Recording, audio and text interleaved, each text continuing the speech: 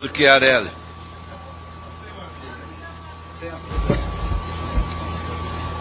Hein, tu, chefe, é tu, hein?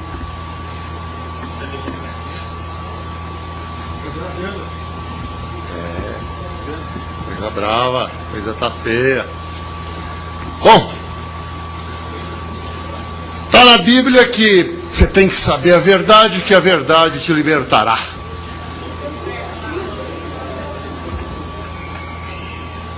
E eu gostaria que os periquitos não piassem quando eu estiver falando, pois não piei quando falar.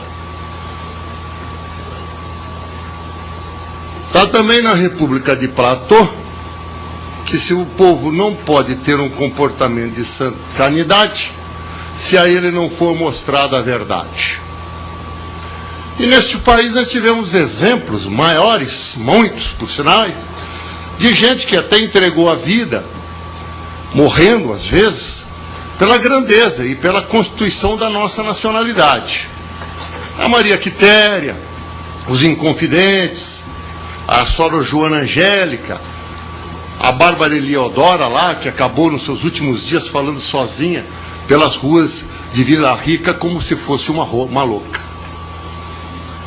A tortura, conforme foi colocado aqui, ela é mundial e há muito tempo tem ocorrido. Falaram aí até da ocupação da América Espanhola.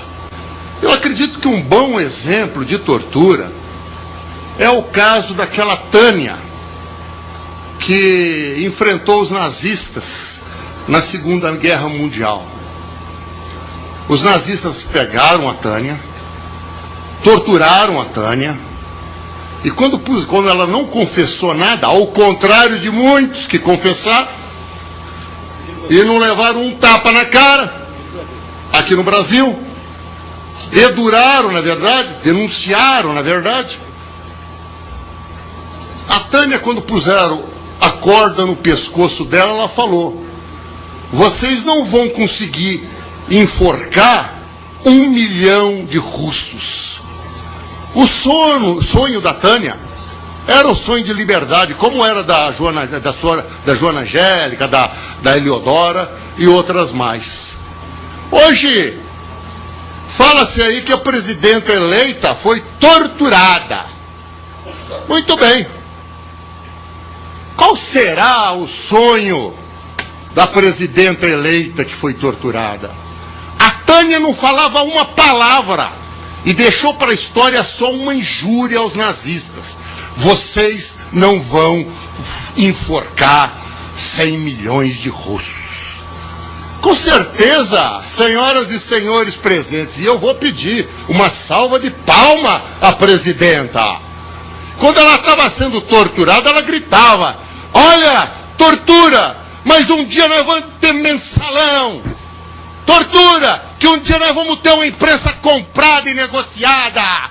Tortura, que um dia nós vamos ter um ministro ladrão, que nem o Wagner Rossi, que roubou 1,2 bilhão de reais lá na Conab, impunemente. Este era o sonho de liberdade da tal Dilma Rousseff, a qual peço uma salva de palmas. Bem.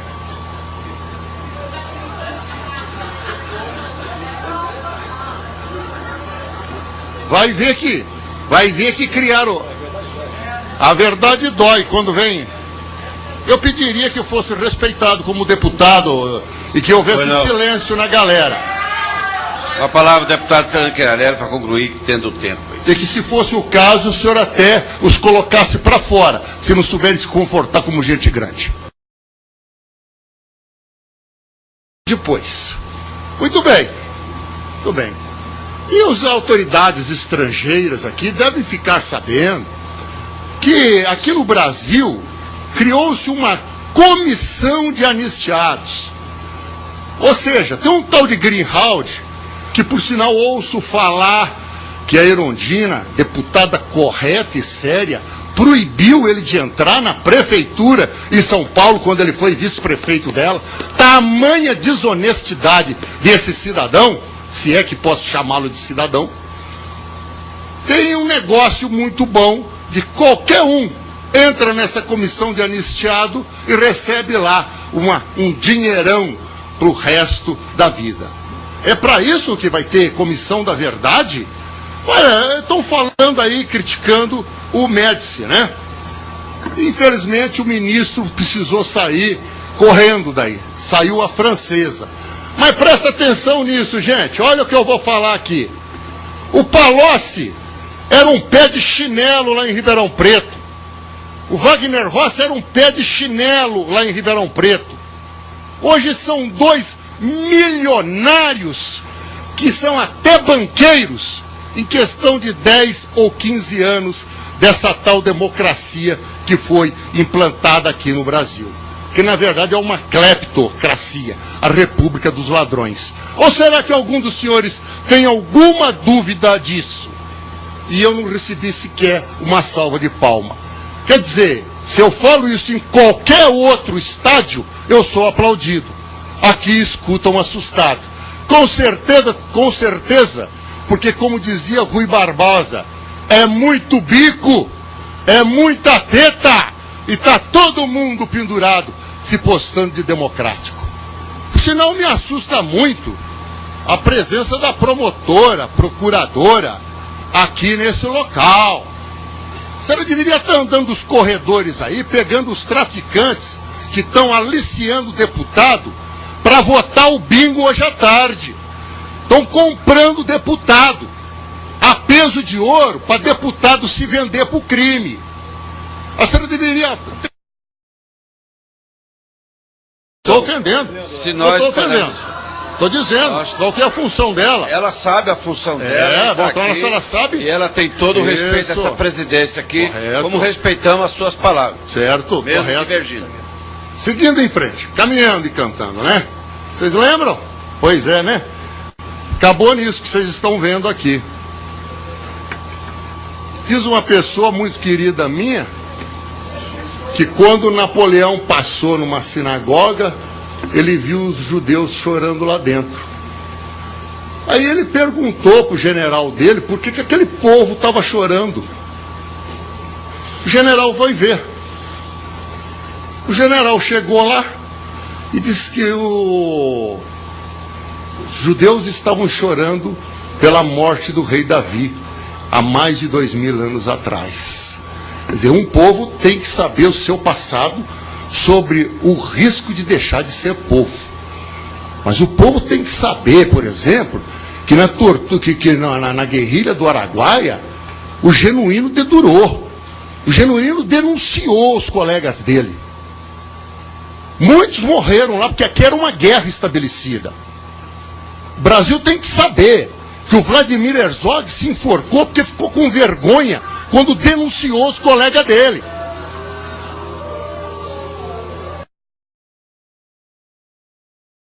Com vergonha quando denunciou os colegas dele. Peço a todos aí para nós ouvirmos e que está aí no tempo aí, deputado Fernando Queiroz. Então, vejam só. Em Ribeirão Preto hoje, nesta semana, 3 senhoras mais que septuagenárias foram mortas por criminosos. Evidentemente por causa do clima que se criou nesse país, que conforme está em Shakespeare, a grandeza do homem é a grandeza daquilo que abraça. E esse governo dos ditos perseguidos abraçou a causa dos banqueiros, que estão aí felizes com as taxas de taxas de juros mais altas do mundo. E até me mandaram um poema, que eu, não sendo poeta, sou obrigado a ler. Que triste está o Brasil, caminhante que não caminha, barco que não chegou ao porto, pura mentira, nada cumprida, se morre de pena de ti, Brasil.